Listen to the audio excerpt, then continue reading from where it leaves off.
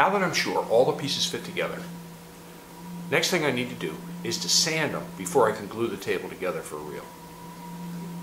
Sanding is a part of woodworking that most woodworkers don't consider all that fun.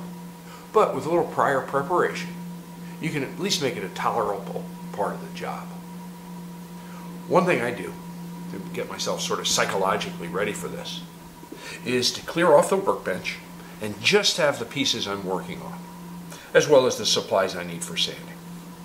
I've taken sandpaper and torn it into quarter sheets, have 80 grit for the rough sanding, 120 for sort of the intermediate stages, and then as my finish sandpaper I have some 220 grit. This is garnet paper. I just prefer it. Some people like aluminum oxide, but I find I get the best results with garnet.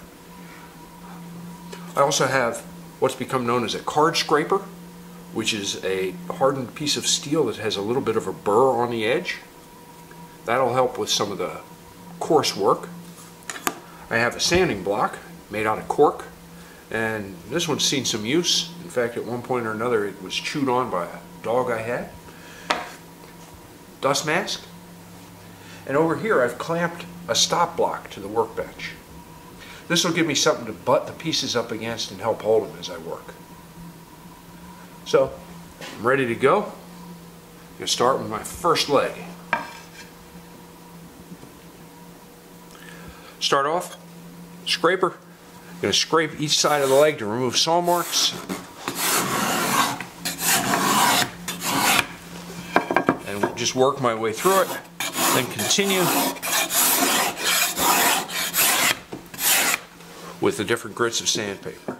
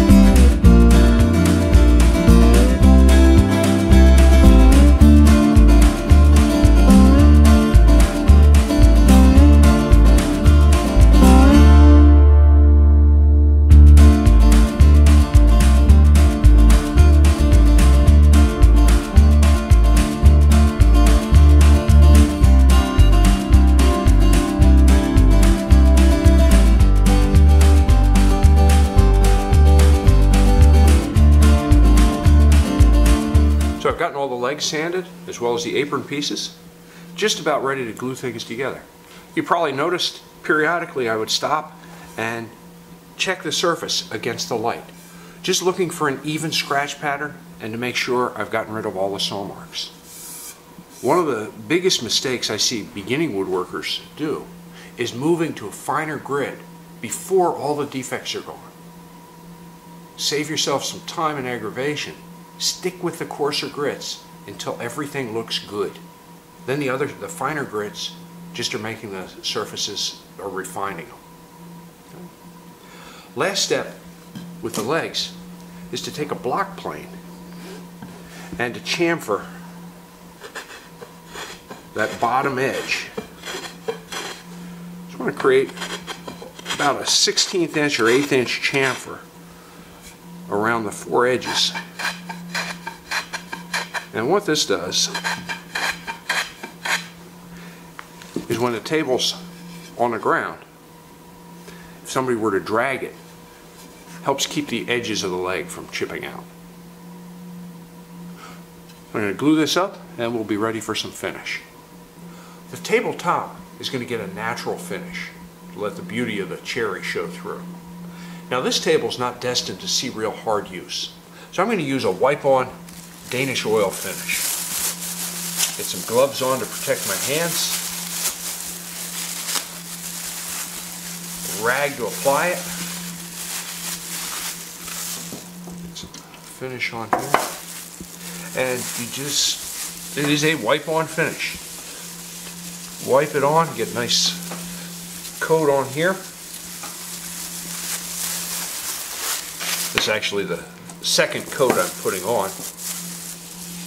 It's kind of the glory work. It really makes the grain pop on wood like cherry.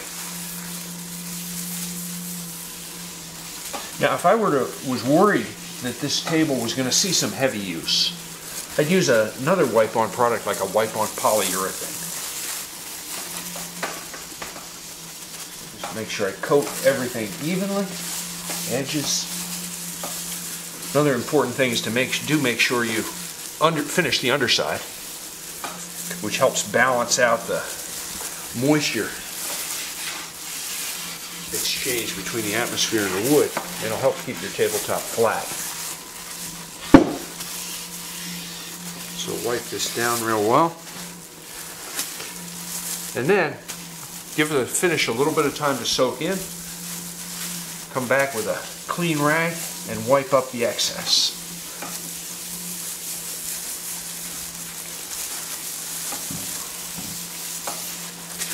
One thing to be very aware of with any finishing products, particularly those that are oil-based, is you want to dispose of your rags very carefully. I always spread mine out and let them dry real thoroughly, just to avoid any chance of spontaneous combustion.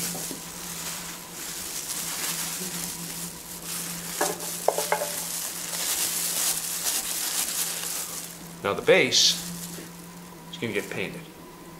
So let me set this aside. We'll get set up to do some painting. Table base gets 2 coats of paint. I found a latex-based milk paint, which I like a lot. And the other thing I found is using these foam brushes gives a good nice finish without a lot of brush marks. Let's start on the second coat here. You just want to make sure I cover everything without leaving drips or runs, and just work my way around the whole table base. You may find with latex paint, since it is a water base, that it does raise the grain a little bit and make things rough. So one way you can combat that is to go back in after your first coat of paint with some real fine sandpaper, sand down the surfaces, and it'll make them much smoother.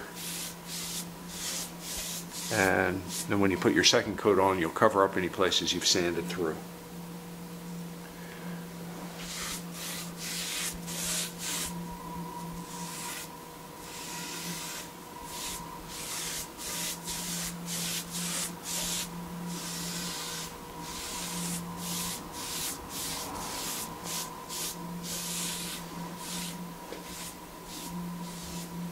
Get this second coat of paint on, let it dry, and we'll be ready for the final assembly.